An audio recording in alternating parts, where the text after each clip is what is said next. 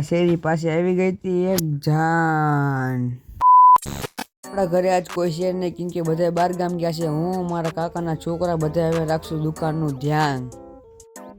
મારા કાકાના છોકરાએ કરી ગાડી ચાલુ ને એક છોકરો ખાતો તો ભાગ.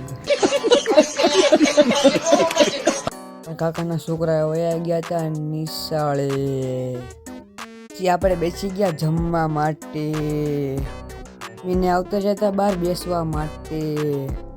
મારા શેરી પાસે આવી ગઈ હતી એક જાન. પછી આપણે બનાવી નાખી હતી ચા. હું મારા કાકાના છોકરા ગયા અમારા નવા ઘર તરફ. પછી બધા સ્કોર્પિયો અહીંયા અમે પાર્ક કરી દીધા. આ છે અમારું નવું ઘર. મારું નવું ઘર જોઈ લીધું છે. હવે જઈશું આપણે ઘર તરફ. Ton ton ton. આપણે પહોંચી ગયા ઘરે અને મારા કાકાનો છોકરો ફોર્ચ્યુનર પાર્ક કરતો હતો અને ફોલો કરતા જઈજો.